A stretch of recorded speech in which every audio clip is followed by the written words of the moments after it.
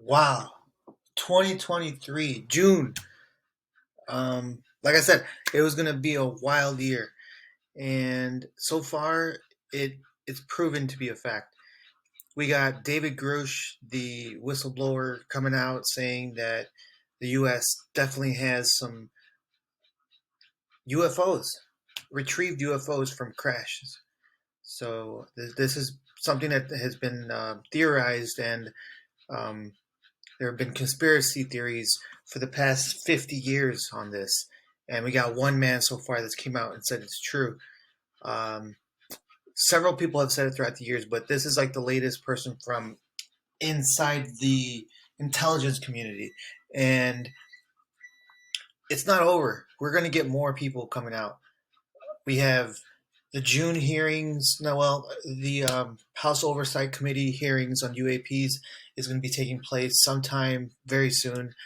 I got some information on that, as well as Dr. Greer's national press event with various witnesses, military witnesses, and testimonies regarding UAPs and various other things.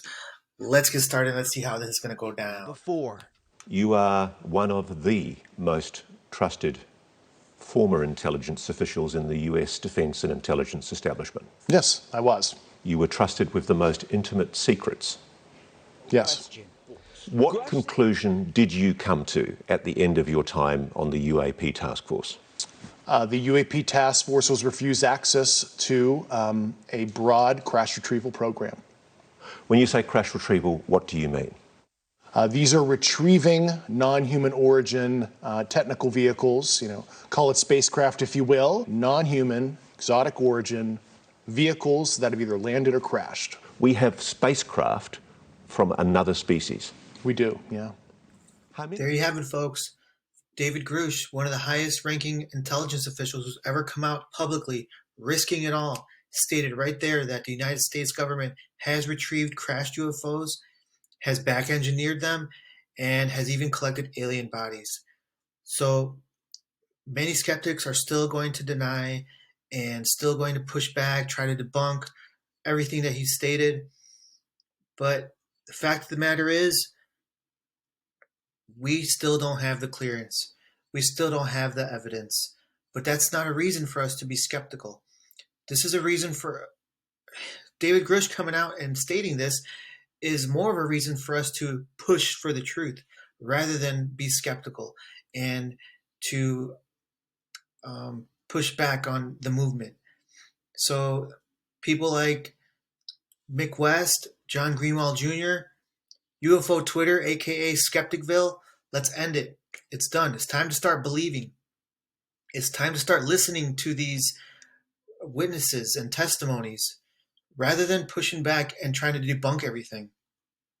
I challenge you guys to believe. I challenge you right now, become a believer. There's a lot going on June 2023, and these next few clips are going to describe a little bit of that. There will be oversight of that. I've heard about it. I don't know anything about it. But Representative Burchett and Representative Luna on the Oversight Committee are very interested in this issue, and they're taking the lead in this issue. So there is going to be oversight on this? We plan on having a hearing. There it is. We're waiting on the House Oversight Committee to have their hearing.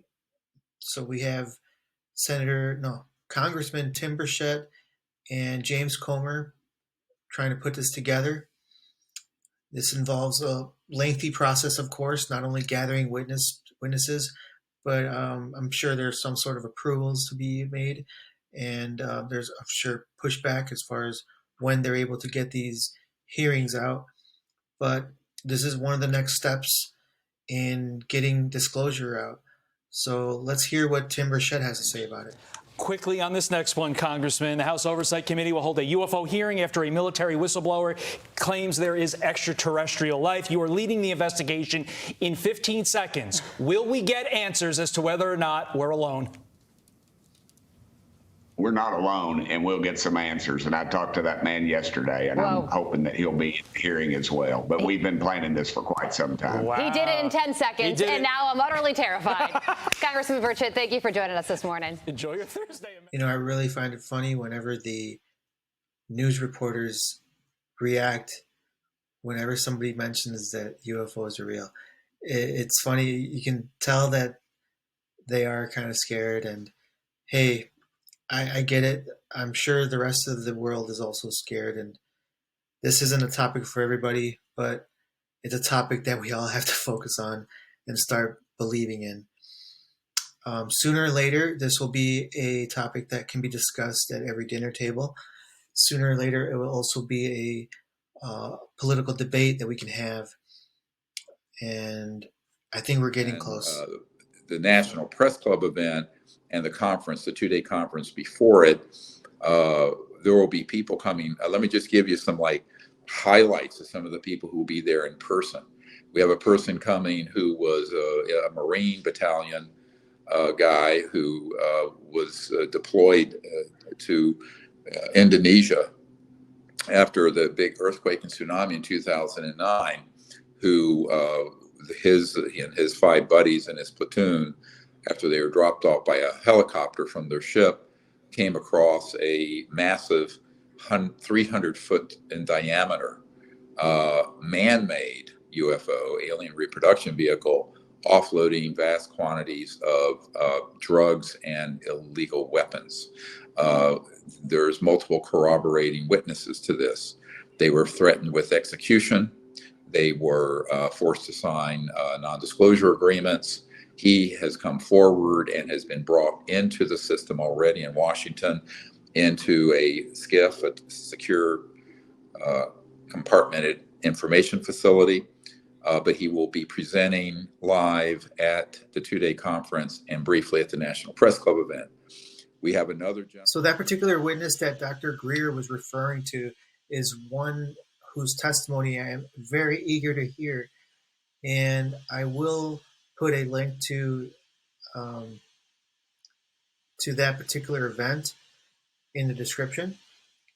Now, there was something I forgot to mention, which was the discussion with Aero and NASA regarding their contributions to collecting data and sharing this with the public and helping to end the stigma of UFOs and UAP.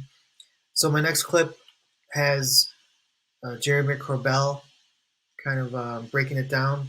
So let's check that out. Jeremy, thank you so much for your time today. I know you certainly were listening in on today's hearing. People really hoping for some big moment where NASA kind of gave some explanation for UFOs that have been spotted in the past. Did we get any big breakthroughs in today's hearing?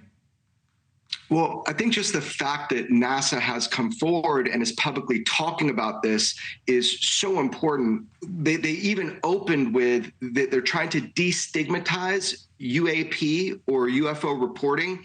It was Dr. Nikki Fox, I believe, and she opened saying that they suffered online abuse and harassment just for discussing the UFO or UAP mystery. So the fact they're trying to destigmatize is so important. We did learn some things. We learned that the FAA received 68 UAP reports just in February alone. We've learned that AERO, which is our government UFO or UAP study program, has now over 800 active cases.